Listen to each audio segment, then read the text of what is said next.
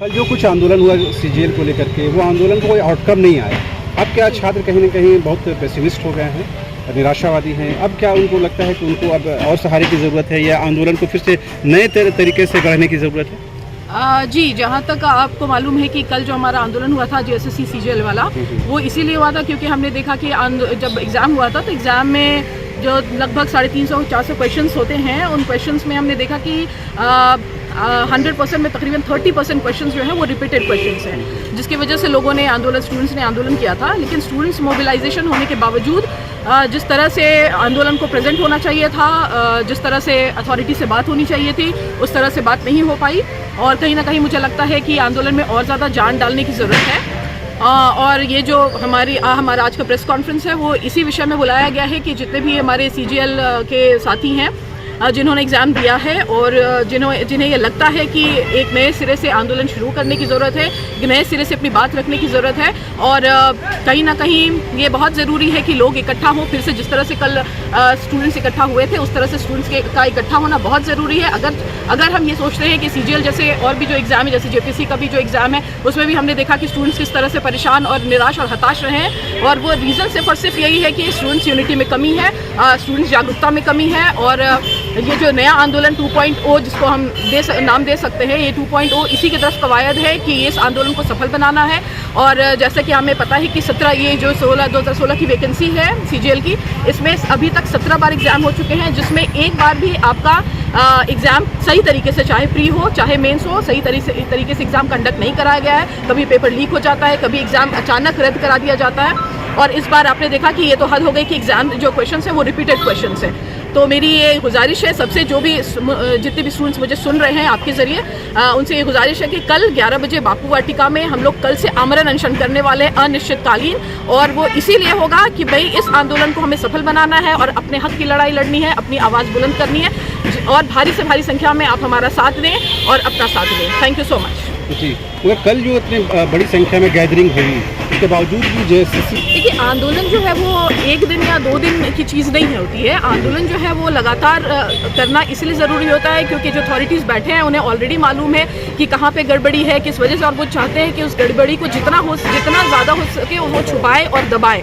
और ये एक दिन के कवायद से नहीं होगी, एक दिन के स्ट्रगल से नहीं होगी। आप देखिए जैसे जितने भी मूवमेंट हुए हैं, चाहे वो झारखंड आंदोलन हो, चाहे वो इंडियन इंडिपेंडेंस मूवमेंट हो, या कोई भी इस तरह के मूवमेंट हो, उसने लंबा टाइम लिया है। तो अगर आपको जेएसएससी को और जेपीएससी जैसे संस्थानों को ठीक करना है, सुधारना है, करप्शन मुक्त बनाना है, तो फिर इस तरह के कई आंदोलन हमें लगातार करते रहने होंगे जब तक कि हमें सफलता नहीं मिलेगी। जेएसएससी के अनुसार भी कुछ ऐसे क्वेश्चंस हैं जो रिपीट किए जा सकते हैं, एक रेशियो उसमें निर्धारित की गई है। जी डेफिनेटली, देखिए आप क्वेश्चंस 2-4-5% रिपीट कर सकते हैं, लेकिन आप 30-30, 40-40% क्वेश्चंस अगर रिपीट करेंगे, आप बताइए कि जो कट ऑफ मार्क्स होते हैं वो 50% से ज़्यादा नहीं जाते हैं। अब ये बताइए कि 30% क्वेश्चंस ऑलरेडी रिपीटेड हैं, तो जिनको ऑलरेडी लेना है एग्जाम में, उनको सिर्फ इतना कहना है कि भाई आप इतने पिछले साल के क्वेश्चंस आप देख लीजिए, या और भी एग्जाम्स में ये जो क्वेश्चंस आए हैं वो देख लीजिए, और फिर आप जाके एग्जाम में बैठिए और एग्जाम दीजिए। और जो आदमी 30-40% ऑलरेडी मतलब रिपीटेड क्वेश्चंस देख के आया है, पढ़ के आया है, उसके लिए क्वालिफाई करना वो कोई मुश्किल काम नहीं है। तो ये फेयर कंपटीशन एनीवे नहीं है। अनफेयर कंपटीशन, अनफेयर तरीके से अगर आप रिक्रूटमेंट करते हैं, एक तो रिक्रूटमेंट होता नहीं है, और अगर करते भी हैं तो वो मैलिफाइड इंटेंशन के साथ है, और उसका रिजल्ट जो है वो डेट्रीमेंटल होता है। ये जो आमरण अनशन है, क्यों ना जेएसएससी कार्यालय के बाहर हो, कि उनके सामने एक मैसेज कन्वे हो? देखिए जेएसएससी कार्यालय के आगे धरना प्रदर्शन की इजाज़त जो है हमने अभी तक लिया नहीं। जी। तो और हो सकता है कि वो आंदोलन हमारा सफल भी नहीं होने दे, हमारे धरना प्रदर्शन कामयाब नहीं होने दे। प्रशासन क्योंकि वो इसी कवायद में लगी हुई है कि स्टूडेंट्स जो है मोबिलाइज हो नहीं।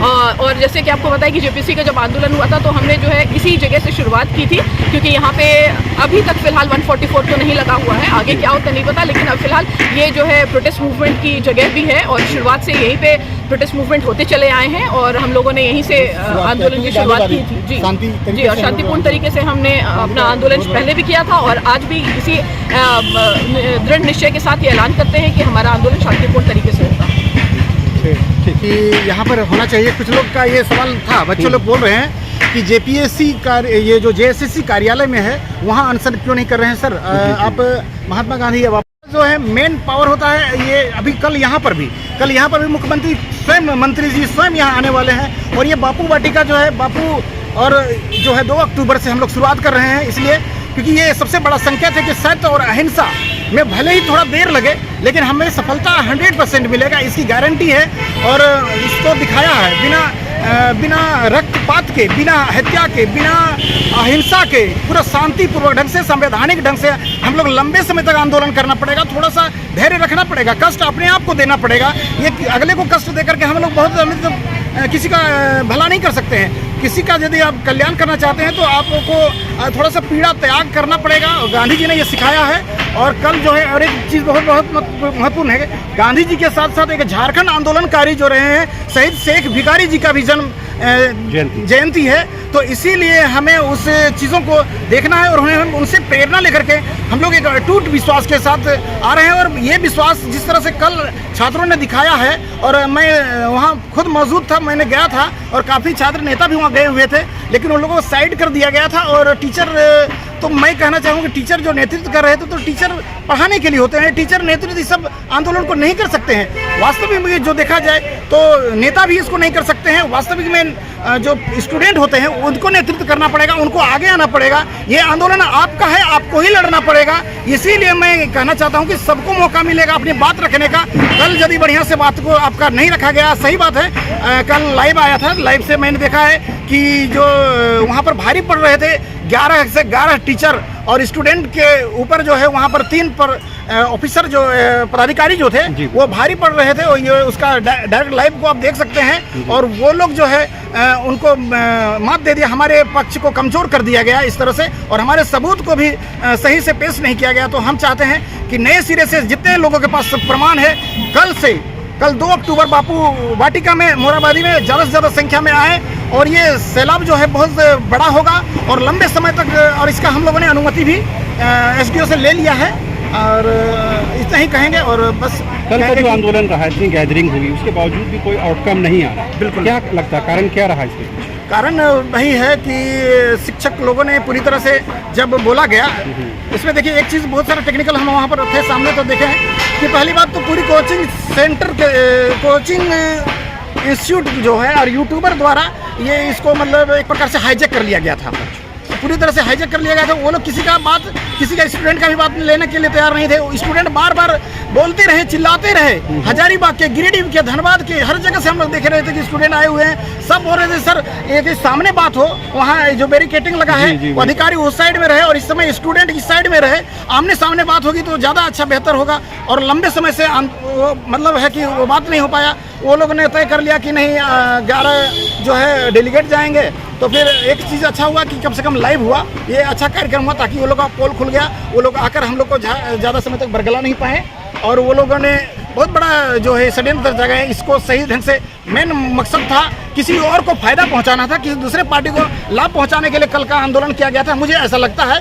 तो इस तरह से हमें नहीं करना है, हमें छात्र नेता और नेतागिरी यहाँ पर नहीं करना है। स्टूडेंट का जो है ना, कोचिंग का संचालक का, अलग अलग लोगों का अलग अलग भूमिका होता है, अलग अलग मकसद होता है सबका। तो आपका मकसद है, स्टूडेंट का मकसद है इसको रद्द कराना है। और रद्द सिर्फ नहीं, ये बापू वाटिका में करने का मतलब है कि रद्द सिर्फ नहीं, JPSC हो या JSSC हो, इस समय इतना ज़्यादा अंदर तक भ्रष्टाचार चला गया है, इसके जो माफिया लोग यहाँ पर जो पूरे छा चुके हैं तो उनको नेस्तनाबूद करना है, उसे जड़ से मिटाना है। तो गांधी, बापू वाटिका और इनके ही सहारे संवैधानिक तरीके से लंबे समय तक हम लोगों को आंदोलन करना पड़ेगा और इस करप्शन के खिलाफ आंदोलन करना पड़ेगा।